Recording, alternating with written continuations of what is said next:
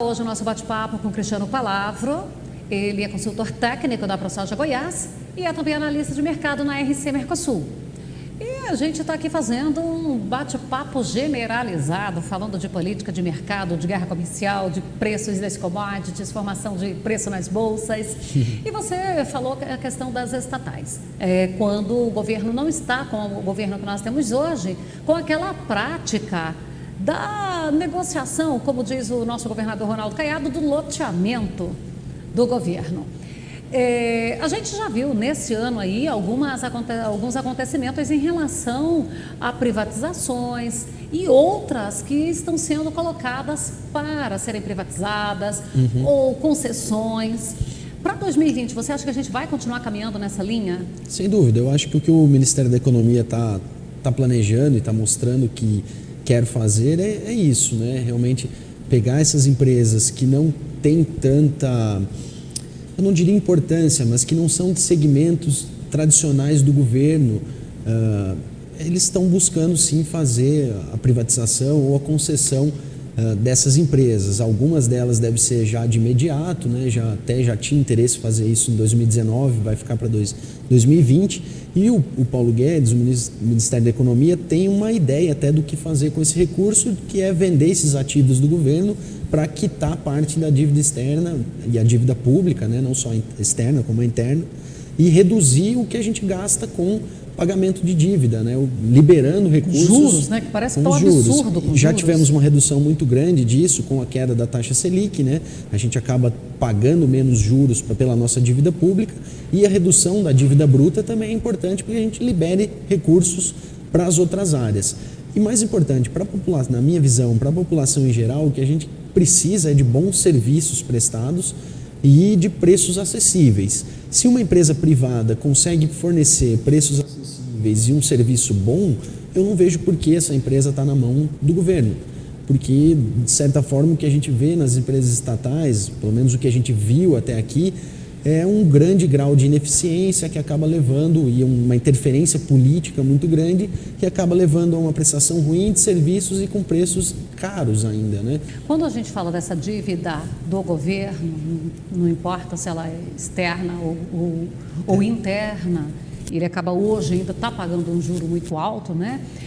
Nós também temos a dívida interna do cidadão, que acabou se endividando por uma estimulação de crédito que não era responsável. E ali, quando você comentou ali atrás, com esse juro mais equilibrado, aí traz condições de um financiamento de apartamento, de uma casa própria, de um veículo. É aquele momento também em que a população começa a ter medidas econômicas mais pé no chão, mais seguras. E isso é resultado de todo esse processo? Eu acho que tudo é um aprendizado, né? A gente teve essa facilidade de crédito durante alguns anos aqui no Brasil.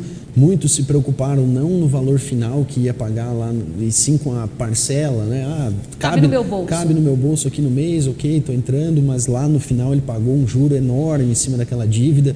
Em algum momento, às vezes, ele teve uma dificuldade econômica maior, acabou acumulando essa dívida. Então, é um momento diferente. O brasileiro ainda, infelizmente, perto de outros países do mundo, a gente não tem uma educação financeira tão boa, né, para se programar, a gente não tem educação financeira, se planejar melhor. A gente usa muito pouco, por exemplo, mecanismos de bolsa, de saber o que é um fundo de investimento, o que é uma ação, o que é um fundo de previdência. A gente não sabe muito bem investir aqui no Brasil também. Então é toda uma mudança de concepção, né? Acho que com as dores que a gente passa na vida, a gente vai aprendendo. E também é importante, quando a gente tem também uma taxa de juros tão baixa, colocar dinheiro na poupança, será que vai valer a pena? Talvez com essa taxa de juros a inflação coma todo o nosso rendimento. Acaba provocando a um novo aprendizado? Acaba estimulando a gente a aprender sobre outras formas de investir, onde que eu consigo uma renda melhor do que a poupança, que é a inflação, onde que eu consigo um juro real. O Brasil não está deixando de ser o paraíso dos rentistas, né? Porque antigamente, com uma taxa de juro muito alta, vinha um investidor externo, um próprio investidor brasileiro, e deixava o dinheiro dele parado, rendendo 14%, 15%, 20% ao ano sem risco nenhum. Isso não é mais possível com uma taxa de juro baixa. Então, ou esse investidor vai colocar dinheiro na economia real, nas empresas, uma empresa crescer e tudo mais, ou vai colocar numa aplicação financeira com um risco maior. Vai comprar uma ação de uma empresa, que aí vai estimular essa empresa a crescer também. Então, a gente está deixando de ser o paraíso daqueles que colocavam dinheiro aqui só para render sem risco. Agora a gente vai atrair um investimento mais qualificado, aquele investidor que vai colocar dinheiro nas empresas brasileiras, vai colocar dinheiro para... acaba tendo um risco maior, né? Por isso que a gente também precisa melhorar esse arcabouço da lei, né? Dar mais segurança para o investidor, mas vai ser um recurso que vai fazer a economia girar de uma forma melhor, vai gerar emprego, vai gerar mais renda, né? Você mencionou agora algo também interessante, que é a questão da lei, a segurança jurídica. Nós precisamos melhorar essa nossa segurança jurídica para sermos atrativos? Eu acredito que sim, né, Fabélia? A gente vê quantas decisões vão e voltam aqui no nosso país, então a gente precisa deixar a legislação mais clara, mais bem definida, para que o Poder Judiciário não tenha tantas formas de interpretar essa lei, né? Bom, podemos citar Deixar o caso... bem claro mesmo. Podemos citar o caso mais emblemático aqui dos últimos anos, o FunRural, por exemplo. Uma decisão de um jeito, os produtores tomam, baseados naquela decisão, tomam atitudes de não pagar, deixar de usar as liminares, né, para não recolher o FunRural, depois vem uma decisão diferente, poucos anos depois, então isso é uma insegurança... E pior um pouco é que ela é retroativa, né, porque Exato, não é nem então, dali por diante. Parece que nem o passado é garantido mais, né, então a gente realmente precisa ajustar as nossas leis, ajustar a nossa legislação, para que ela fique bem clara e que investidores possam vir para cá com segurança, o próprio brasileiro possa investir, crescer, sem o medo aí do que pode acontecer no futuro para prejudicá-lo, né? O que você diria para o produtor rural? Não importa o tamanho dele, se é o pequeno, médio ou grande, o que ele precisa olhar em 2020? Olha, o produtor tem que continuar fazendo o dever de casa, né? Infelizmente a atividade se tornou de uma complexidade muito grande, então não dá mais para ficar com os olhos só focados lá dentro da propriedade, né? Claro, lá dentro ele tem que fazer tudo da melhor forma possível, focar bastante no planejamento, focar bastante na tomada de decisões, se embasar cada vez melhor para tomar uma decisão mais segura, contratar profissionais que realmente possam trazer qualidade para o serviço dele, focar nas margens, focar no custo, colocar tudo na ponta do lápis, porque, querendo ou não, o setor cada vez vai se deparando com margens mais apertadas, né? Os preços sobem, mas os custos acompanham. Então, ter esse planejamento, ter tudo colocado na ponta do lápis, atuar mesmo como uma empresa, como bem profissionalizado, isso vai fazer a diferença. A gente já viu que no passado quem fez isso é quem está crescendo, é quem está com as contas em dia, quem está com as contas no verde, né? Muitas vezes levar o seu negócio de uma forma não muito profissionalizada pode ser que não te dê a garantia de chegar lá no fim da corrida e conseguir superar todos os desafios que certamente vão chegar, né? A gente acha que 2020 vai ser um ano muito bom para todos nós brasileiros, vamos ver uma economia crescendo e tudo mais, mas sem dúvida os desafios vão estar lá e serão desafios que talvez hoje a gente não consiga enxergar, mas sem dúvida vão ter pedras no caminho, né, Fabélia? Então o produtor tem que estar preparado. E se ela vai ser muito boa, naturalmente que a exigência também é muito grande, né? Com certeza. A gente tem o Brasil se abrindo para o mundo, para o comércio exterior, isso tudo vai nos dar responsabilidades também. Então é a hora de deixar tudo arrumadinho, a casa arrumada, a vela pronta para a hora que o vento passar, você está pronto para aproveitá-lo, né? E acho que é esse o recado que tem que ser dado, né? De organizar o seu negócio, estar pronto para os momentos bons, mas sempre estar preparado porque desafios vão chegar. Organização e planejamento, às vezes são dois detalhes extremamente importantes e que eu acho bom arrumar uma desculpa para não fazê-lo. O pequeno produtor, às vezes ele fala, mas eu não tenho um gestor, ele não precisa ter ali aquele profissional rebuscado, ele pode ter a sua gestão ali na sua planilha, no manual, ele pode ser organizado na mesma proporção ali. Sim. Ele também tem condição de fazer isso, né? Sem dúvida. Hoje eu acho que também a gente tem uma rede de ensino mais democrática, né? Seja pela internet ou seja pelo Senar, enfim, pelas instituições, as universidades. Então basta querer, né? Ir atrás, buscar.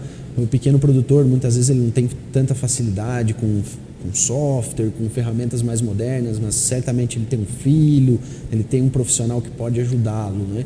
Então, realmente estar com a cabeça aberta para entender essas mudanças que vão acontecer nos negócios, nas famílias e estar preparado, buscar aí o conhecimento, que certamente isso vai trazer bons retornos para a propriedade rural e para o negócio. Senhores, o Cristiano Palavro, ele tem uma experiência muito grande dentro de FAEG, do IFAG, e isso relacionou com produtores pequenininhos, dos assentamentos, sem estrutura nenhuma, como também com os produtores grandes, bem estruturados, tecnificados, não é verdade? Sim. Uhum. Tem dois produtores que eu gosto bastante de citá-los, que são pequenos, para não ter justamente essa desculpa de dizer assim, o outro que é grande, por isso que ele consegue fazer. Um grande organizado a gente tem, Valdeci Sovernigo, Toninho Gazarini, isso estou mencionando produtores aqui de Jataí. E nos pequenos eu tenho dois que eu gosto de mencionar bastante, que é Seu Lindimar, que eu acho que a propriedade dele tem em torno de 30 hectares, ele identificou que não dava para manter o gado de leite, porque mão de obra e tudo, fica difícil, ele passou para o gado de corte, que ele sozinho consegue, ele terceiriza, só ele sozinho na propriedade que trabalha. A esposa dele agora se aposentou, então é o braço direito dele lá dentro. Ele tem a piscicultura, mel, e ali ele vai fazendo aquela diversificação e os frangos índios gigantes, que ele vende ovos, ele vende frangos, reprodutores e vai investindo nisso. E a dona Lourdes Hunter? A dona Lourdes, esse mês, ela é capa da revista Campo. Então, a dona Lourdes é no assentamento Rio Paraíso, que é de uma organização imensa. Então, quer dizer, não é o tamanho da propriedade que vai fazer a diferença na produtividade, é a organização. Com certeza, com certeza.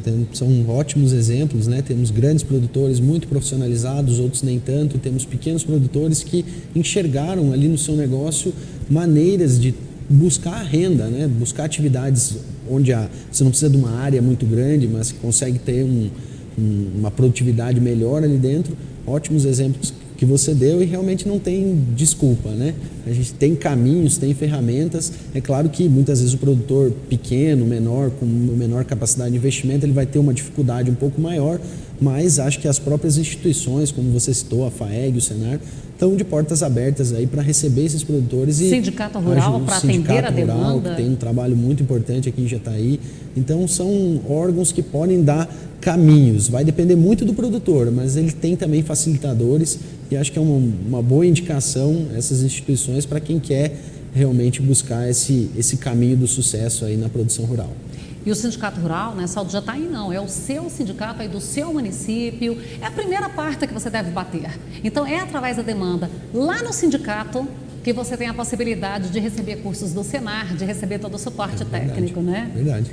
Bom, eu quero agradecer sua participação conosco e dizer que nós estamos sempre de portas abertas para trazermos mais informações para o produtor. Muito obrigado pelo convite, Fabélia. Desejo aí a todos os produtores uma excelente safra, que venha mais uma colheita cheia, que possa ser bem remuneradora para todos.